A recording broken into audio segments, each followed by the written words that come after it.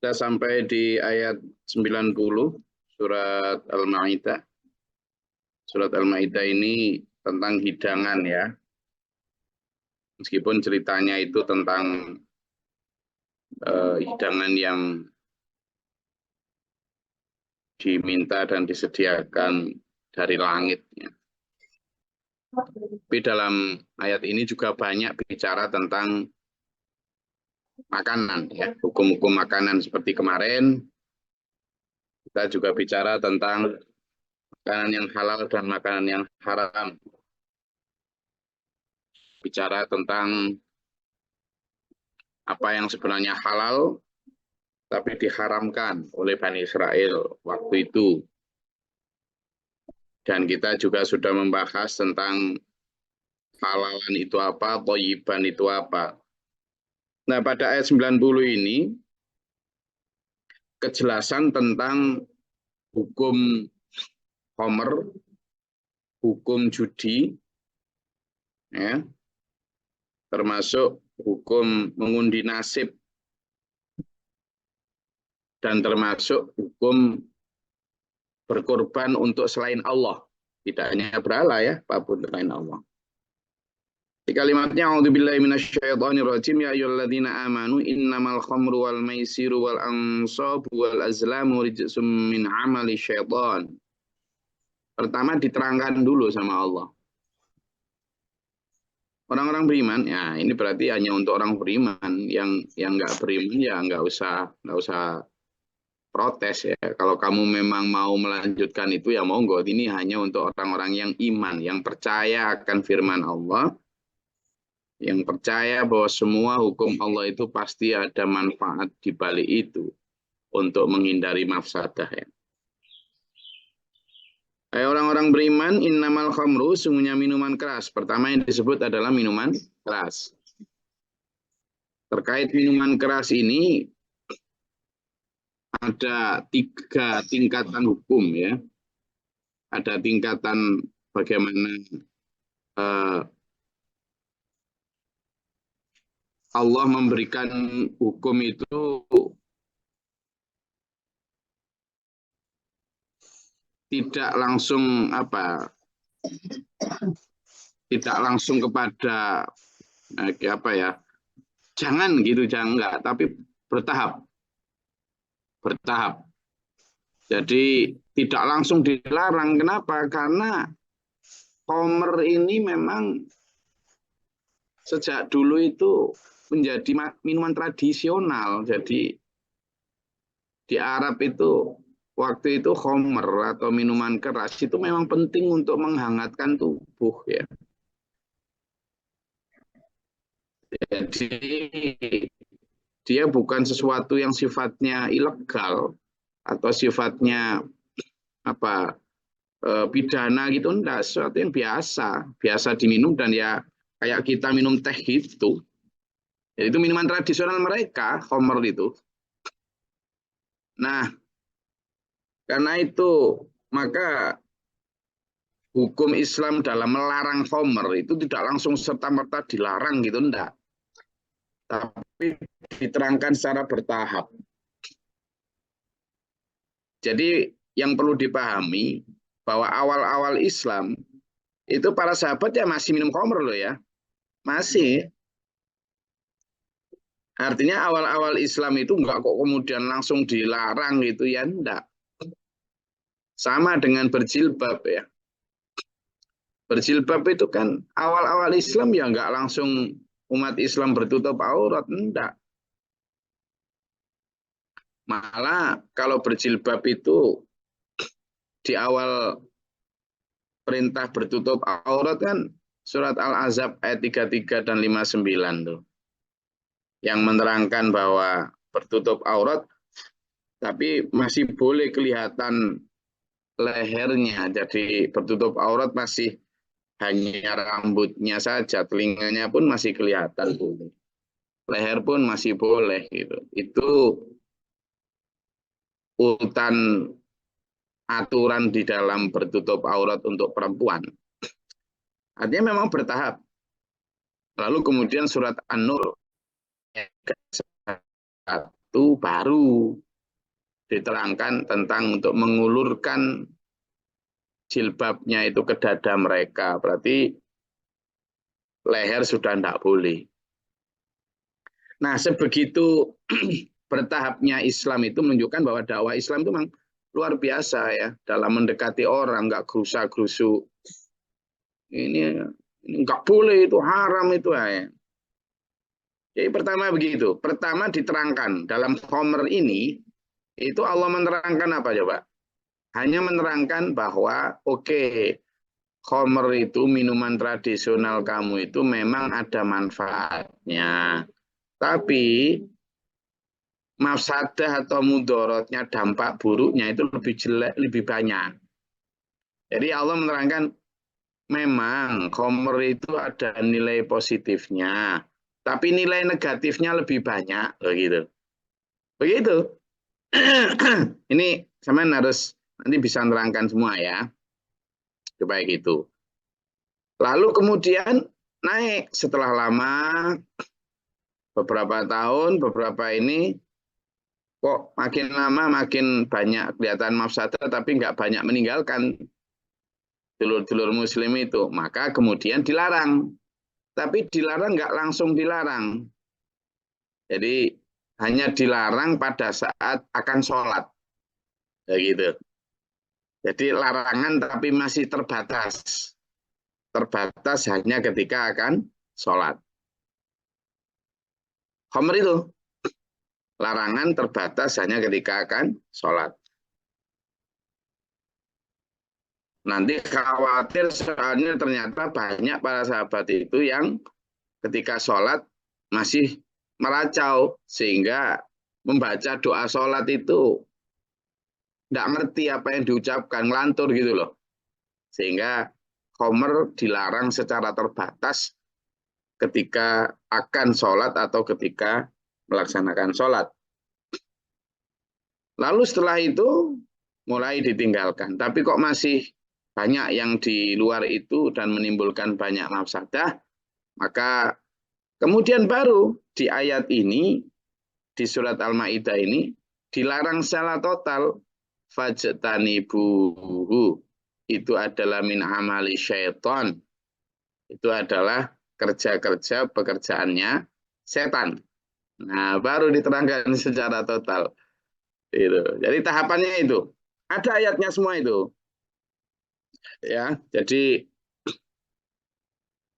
di ayat yang tentang menerangkan bahwa itu lebih banyak mudorotnya daripada manfaatnya, ya, itu diterangkan dalam surat Al-Baqarah ayat 219. Coba dilihat, monggo, sareng-sareng. Surat Al-Baqarah ayat 219. Enggak. Bu siapa? Bu Jumiatul ini mau baca silakan. Surat Al-Baqarah ayat 219 itu yang menerangkan tentang bahwa bagaimana tingkatan ketika pelarangan Khomer ini. Dimulai dengan menerangkan bahwa oke, ada sisi positif tapi lebih banyak sisi negatifnya. Coba dibaca. Bu Jumiatul ini dari mana ini?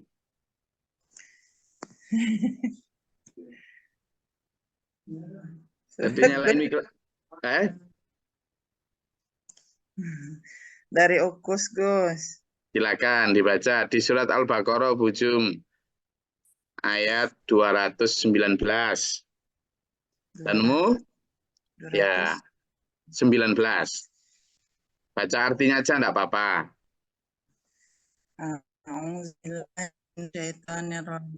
Bismillahirrahmanirrahim. Mereka menanyakan kepadamu Muhammad tentang khamar dan judi, katakanlah. Pada keduanya terdapat dosa besar dan beberapa manfaat bagi manusia. tetapi dosanya lebih besar daripada manfaatnya. Dan mereka menanyakan kepadamu tentang apa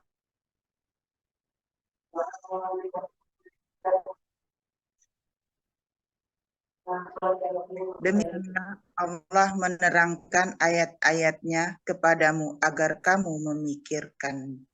Sadaqallahul azim. Ya, jadi yang dibaca Bu Jum tadi itu bagaimana Allah menerangkan dulu, hanya menerangkan aja tentang itu manfaatnya memang ada, tapi lebih banyak mudorotnya. Jadi sisi positif ada Khomer itu. Kan gitu biasanya orang yang suka melawan, kenapa sih diharamkan gini, ini minuman tradisional dan lain sebagainya. Dipikir Gusti Allah itu enggak tahu itu. Itu tak 1.500 tahun yang lalu itu sudah menjadi minuman tradisionalnya orang Arab. Dan ya ada manfaatnya untuk menghangatkan tubuh lah apa. Tahu Allah pencipta kok. Gitu loh. Tapi kemudian terangkan, ternyata banyak mudorotnya loh daripada manfaatnya. Itu aja baru berharap manusia sadar untuk meninggalkan dengan sadar. Tapi kok ya nggak sadar-sadar, kan? Soalnya Gus, kalau begini nih bisa mulai membuat pikiran itu luas, inspirasi keluar, itu kayak itu ya. Kemudian ternyata nggak selesai, nggak berubah. Lalu Allah kemudian menegaskan pelarangan tapi secara terbatas. Itu ada dalam surat bahwa kemudian dilarang hanya pada saat akan sholat. Tapi di luar sholat masih boleh, Khomer. Kemudian itu ada surat An-Nisa ayat 43. Coba dibuka. Surat An-Nisa ayat 43. Bon, kepanggih. Ya gantian yang belum baca tadi. Surat An-Nisa ayat 43. Apa-apa, baca artinya aja biar dapat pahala. Enggak. Yang belum pernah baca. Sudah, surat An-Nisa itu surat keberapa? Izin, Gus. Monggo Bu Dia. Bismillahirrahmanirrahim. Wahai orang yang beriman, janganlah kamu mendekati sholat ketika kamu dalam keadaan mabuk. Sampai kamu sadar apa yang kamu ucapkan, dan jangan pula kamu hampiri masjid ketika kamu dalam keadaan junub, kecuali sekedar melewati jalan saja sebelum kamu mandi junub. Adapun jika kamu sakit atau sedang dalam perjalanan atau sehabis buang air atau kamu telah menyentuh perempuan sedangkan kamu tidak mendapat air, maka bertayamumlah kamu dengan debu yang baik atau suci. Usaplah wajahmu dan tanganmu dengan debu itu. Sungguh Allah Maha Pemaaf, Maha Pengampun. Shadaqallahul adzim. Oke, jadi di ayat itu, kalau ayat yang tadi ya di surat Al-Baqarah ayat 219, ketika Allah menerangkan tentang banyak manfaat, banyak mafsadahnya, mudaratnya daripada manfaat, Allah tidak menyebut orang beriman. Artinya itu diterangkan kepada semua orang. Kamu itu loh, yang masih minum-minuman keras ini loh, itu. Jadi tidak menyebut orang beriman aja, karena sifatnya am. Untuk semua manusia diterangkan tentang bahwa mudorotnya itu lebih banyak. Di sisi negatifnya lebih banyak daripada manfaat. Itu Allah nggak menyebut orang beriman. Tapi begitu surat An-Nisa ayat 43, ketika sudah mulai melarang, Allah menyebut ya ayyuhalladzina amanu, a'udzubillahi minasyaitonir rajim, ya ayyuhalladzina amanu la taqrabus sholata wa antum sukara hatta ta'lamu ma taqulun. Orang-orang beriman, janganlah kamu mendekati sholat atau mau melakukan sholat sementara kamu dalam keadaan mabuk, sampai kamu benar-benar tahu apa yang kamu ucapkan. Karena ternyata banyak orang yang sholat itu nggak ngerti apa yang diucapkan.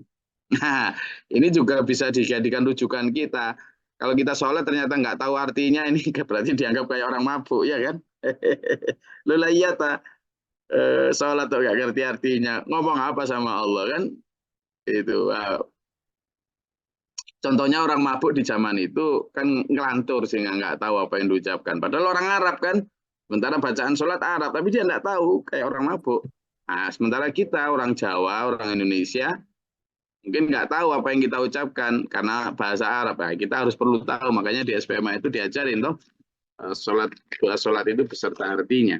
Meskipun yang diucapkan bahasa Arab, tapi kita tahu kita sedang ngomong apa sama matur apa sama Allah. Lalu setelah kemudian dilarang hanya terbatas pada saat sholat, baru kemudian di surat Al-Maidah ayat 90 ini Allah menegaskan secara jelas, ya ayyuhalladzina amanu innamal khamru, hai orang-orang beriman, karena sudah mulai banyak yang taat ya, tunduk patuh. Hai orang-orang beriman, sudahlah, sungguhnya khamr itu, lalu wal maisir, berjudi, wal ansab wal azlam, itu rijsu min amali syaitan, itu amal-amalnya setan. Itu perbuatan setan. Maka fajtanibuhu, sudahlah hindarilah. Hindarilah, sudah enggak boleh. Kalau la'alakum tuflihun, agar kalian beruntung. Iya, dulur, inilah. Jadi kalau tadi diterangkan tentang sisi negatif dan positifnya, khamr ternyata ada sisi positifnya menurut mereka itu minuman tradisional dan sebagainya. Ternyata ada banyak mafsadahnya, nanti diterangkan. Nah, diterangkan, kamu itu kalau mau beruntung, hindari itu. Baik khamr, baik berjudi, berkorban untuk berhala, maupun untuk mengundi nasib dengan anak panah, itu sudahlah.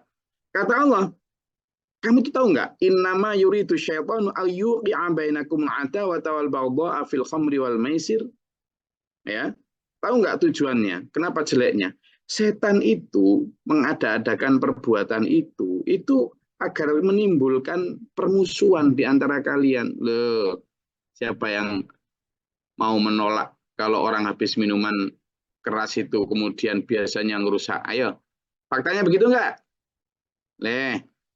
Faktanya banyak orang minuman keras, gitu.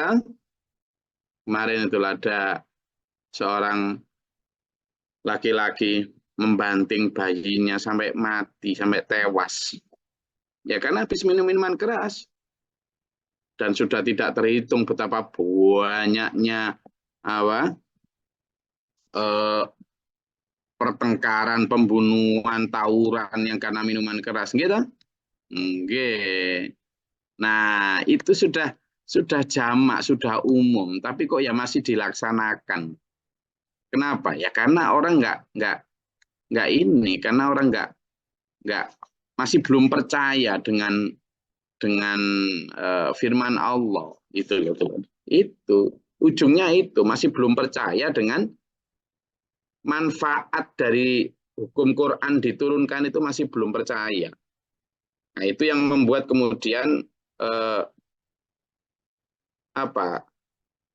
kajian Al-Quran itu belum banyak diminati. Karena apa ya? Karena mereka masih menganggap, padahal sudah jelas faktanya.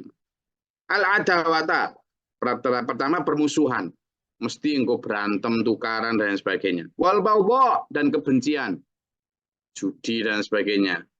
Tadi malam ada berita, Pak Mukhlisin, ada berita tadi malam, seorang anggota TNI Angkatan Laut yang bunuh diri karena terlilit hutang, karena terlilit atau terjebak dalam judi online. Nah, kan kayak gitu. Kan? Jadi yang membuat kita miris itu kan ya gimana? Sudah, aduh, benar-benar. Nah ini, coba beritanya ini. Nah, saya tunjukkan ya, betapa ngerinya dampak itu. Dampak dari apa? Dari judi. Dari judi. Gitu. Dari judi itu benar-benar membuat. Nah ini, saya tunjukkan beritanya. Nih, teman lihat nih. Nah, ini baru kemarin, baru tadi malam. Ini beritanya. Ini tuh utang, kalau sama lihat baca di bawah itu beritanya adalah karena terlilit judi online. Dan itu bukan, saya nggak nyebut ini karena sudah jadi berita ya, jadi saya nggak sedang ini, karena sudah jadi berita Nah, ini. Nah, ini yang terekam. Padahal yang tidak terekam banyak sekali ya, karena judi. Maka saya ingin ngajak kepada dulurku semua untuk benar-benar menghindari segala macam judi. Terutama sekarang ini judi online. Judi online. Naudzubillah min dzalik. Lah, kebanyakan judi online, yang ikut judi online itu justru orang-orang masyarakat menengah ke bawah itu loh. Yang penghasilannya pas-pasan. Karena diiming-iming oleh harapan-harapan palsu duniawi.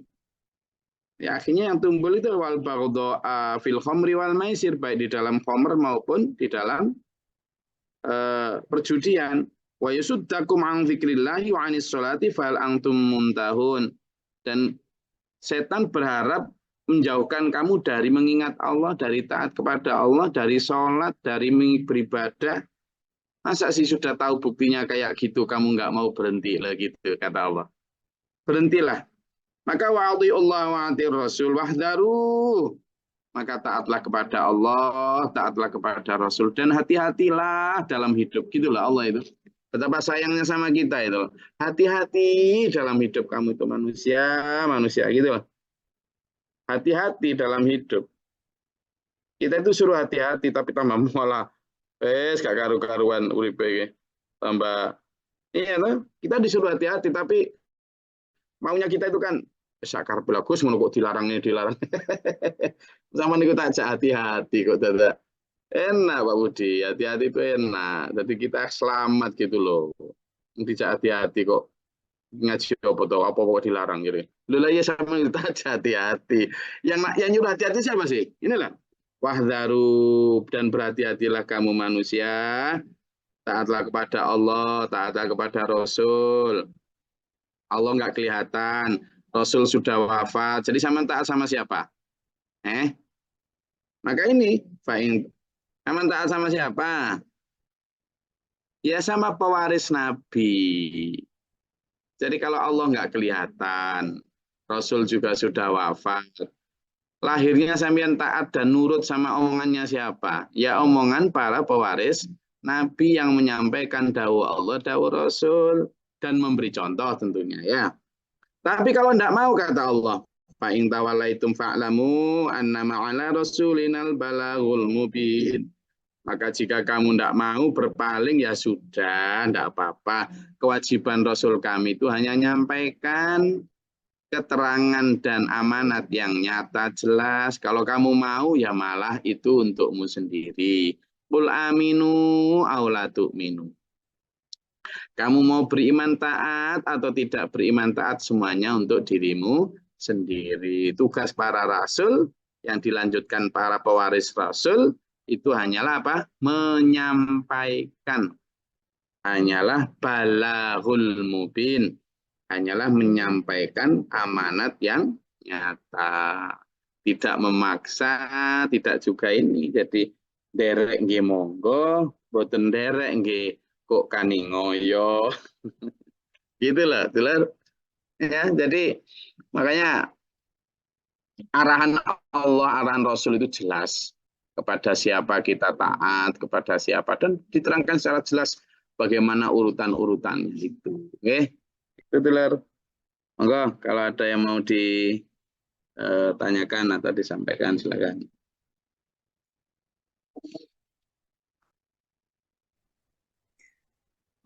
Izin Gus. Silakan. Nanya. Ini Gus mau nanya. Kan ada seorang bapak-bapak yang di dusun lah gitu. Yang dia makan khamar tapi tidak mabuk, katanya kalau minum itu dia jadi kuat untuk kerja. Nah, mana itu Gus? Oh, kasih Gus. Ya, jadi makanya tadi itu sudah di dalam Al-Quran sudah diterangkan. Memang kadang ada manfaatnya, tapi mudorotnya lebih banyak, kan gitu tadi Allah itu nyampaikan. Nah, kalau sudah Allah yang menentukan, iya memang kamu katanya lebih kuat kerja, bla bla bla. Itu ada sedikit manfaatnya, tapi mudorotnya untuk kamu itu negatifnya itu lebih banyak. Kamu jadi pemarah, kata Allah tadi lah. Nanti kemudian jadi gampang nyala, jadi gampang bermusuhan, jadi gampang itulah. Itu kalau Allah yang terangkan udah pasti benar. Maka sekarang kembali kepada kita masing-masing. Percaya nggak sama dawuh Allah itu? Bahwa nilai negatifnya lebih banyak daripada nilai manfaatnya. Sama dengan hal-hal yang nggak penting itu kan gitu. Seolah-olah gitu loh. Nah itu namanya sugesti. Kalau kita sugesti diri kita untuk tidak gitu ya tidak. Ya tetap semangat. Masa semangat didorong hanya atau bahkan faktor satu-satunya hanya minuman keras kan ya lemah banget gitu kan. Nah itu yang perlu disadarkan tentang betapa harus percaya sama apa yang Allah sampaikan. Oke. Ada lagi?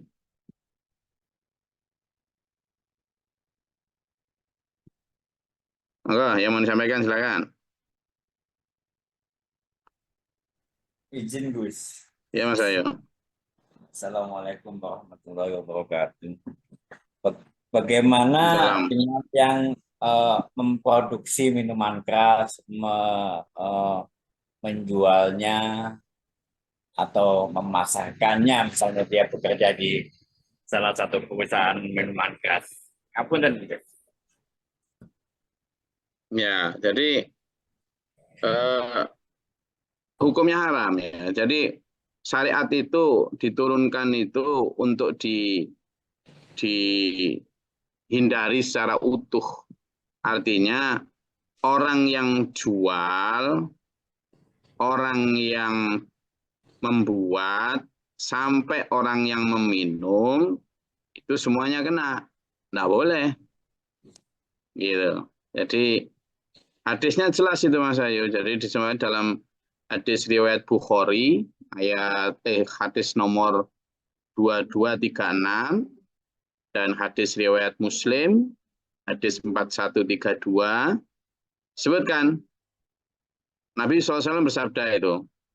Jadi sampaikan bahwa sungguhnya Allah dan Rasulnya mengharamkan jual beli khamr, jual beli nih khamr, bangkai dan patung. Ada yang bertanya, wahai Rasulullah, apa pendapatmu mengenai jual beli lemak bangkai, lemak dan seterusnya? Nabi SAW menjawab, tidak boleh jual beli lemak bangkai itu haram. Kemudian Rasulullah SAW bersabda, semoga Allah melaknat. Jadi sesungguhnya tatkala mengharamkan lemak bangkai, menjadikan itu tersebut semuanya dan menghasilkan penjajah.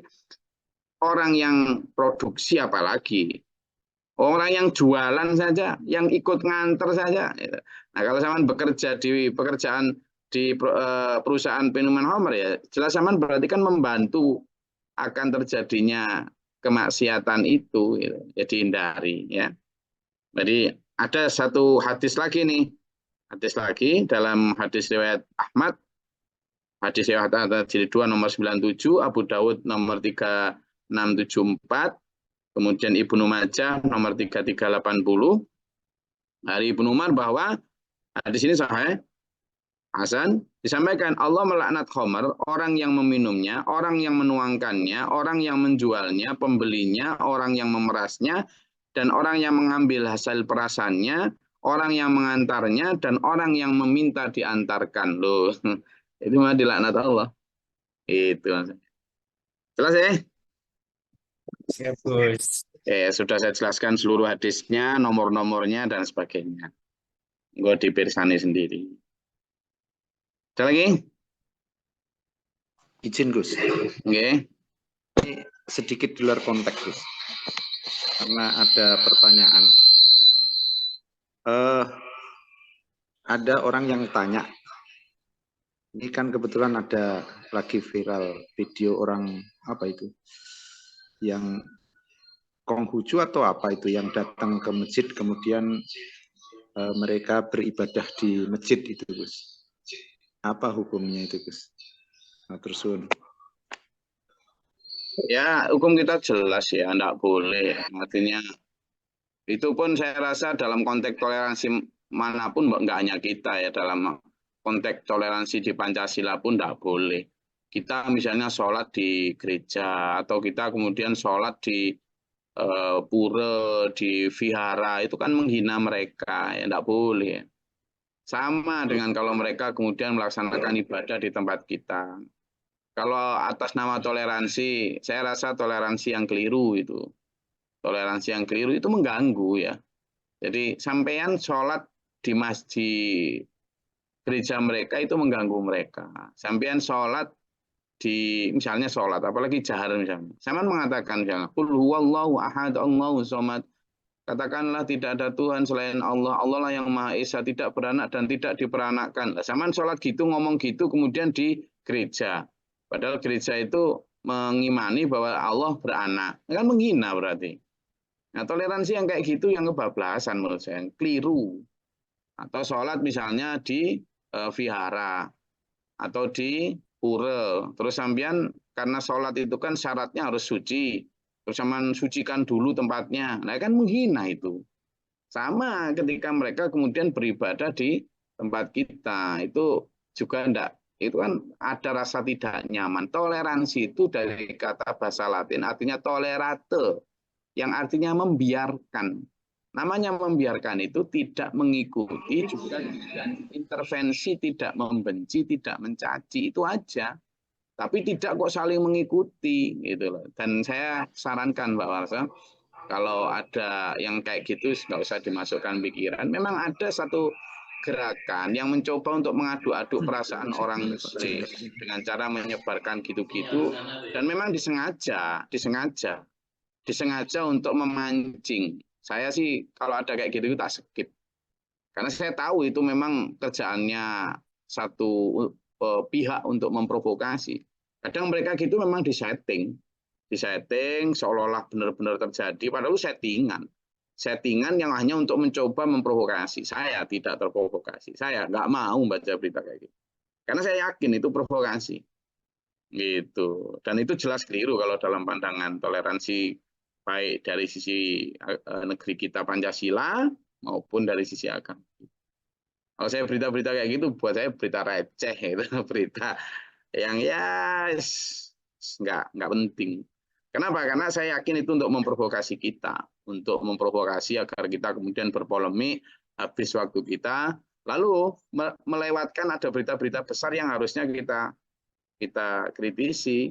Karena saya yakin kayak gitu tuh hanya untuk memalihkan kita dari berita yang seharusnya penting untuk kita perhatikan. Misalnya tentang biaya pendidikan yang tinggi. Ini kan perlu kita perjuangkan biar masyarakat dapat akses. Tapi kadang terus dipalingkan dengan berita-berita receh kayak gitu itu. Misalnya ada orang yang tiba-tiba masuk masjid, kemudian apa gitu. Nah, terus semua orang fokus di situ. Kayak gitu. Ada lagi?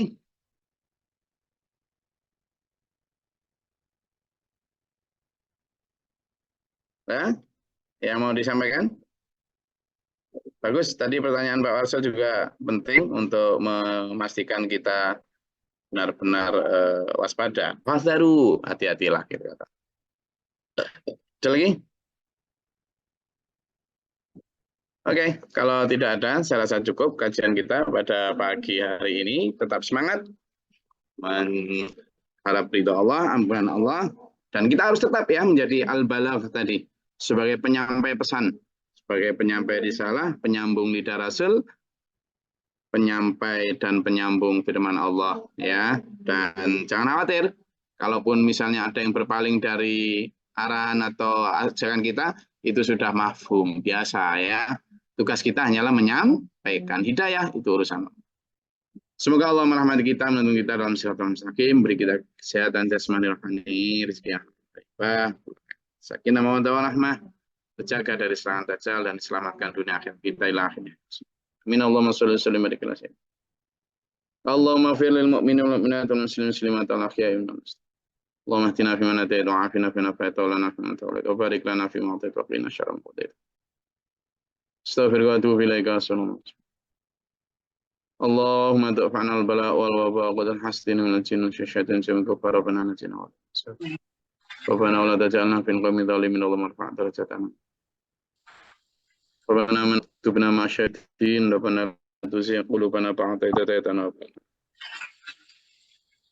ولنا وارحمنا أنت مولانا فانصرنا قوم الكافرين ربي أعوذ بك من همزات الشياطين ومنك ربي أعوذ بك ربنا اجعلنا مسلمين لك ومن ذريتنا أمة مسلمة لك وأرنا ومت علينا باب رحمتك اللهم أنزل علينا رحمة بيتة الغد الأمر ربنا آتنا في الدنيا حسنة وفي الآخرة حسنة وقنا عذاب النار واغفر لنا والآخرة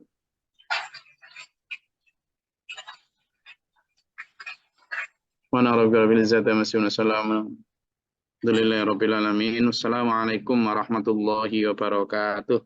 Waalaikumsalam warahmatullahi wabarakatuh. Thank you, Gus. Quran waj'alhu